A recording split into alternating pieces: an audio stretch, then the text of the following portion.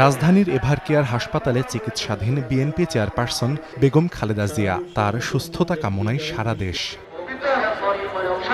বেগম খালেদা জিয়ার রোগমুক্তি কামনায় গাজীপুরে কুরআন খতম, দোয়া মাহফিল ও বিশেষ মোনাজাত করা হয়েছে।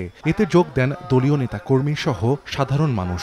আমরা প্রত্যাশা করি যে 18 কোটি মানুষের এই দোয়া উনি ফেলবেন না। মহান আল্লাহ তাআলা আমাদের নেত্রীকে দ্রুত সুস্থ করে আমাদের মাঝে।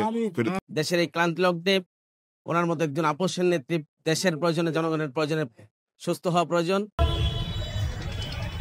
বিএনপি চেয়ারপারসনের সুস্থতা কামনায় চুয়াডাঙ্গায় হয়েছে বিশেষ নামাজ। মোনাজাতে অংশ নেন দলীয় নেতাকর্মী সহ সর্বস্তরের মানুষ। সাবেক প্রধানমন্ত্রীর রোগমুক্তি কামনায় দিনাজপুর ও চাঁদপুরে দোয়া মাহফিল হয়েছে। রাজনৈতিক মতপার্থক্য ভুলে বেগম জিয়ার জন্য সুস্থতা কামনা করেন বিভিন্ন রাজনৈতিক ও সামাজিক সংগঠনের নেতাকর্মী সহ সর্বস্তরের মানুষ। দেশের 3 বারের সাবেক প্রধানমন্ত্রী সুস্থ হয়ে আবারও সবার মাঝে ফিরবেন এ কামনা সবার। বিএনপি চেয়ারপারসন বেগম খালেদা জিয়ার সুস্থতা কামনায় নওগাঁয় দোয়া ও কোরআন খতম আয়োজন করা হয়। পরে করা হয় বিশেষ মোনাজাত। বেগম খালেদা জিয়ার রোগমুক্তি কামনায় রাঙামাটির রাজবন বিহারেও হয়েছে বিশেষ প্রার্থনা।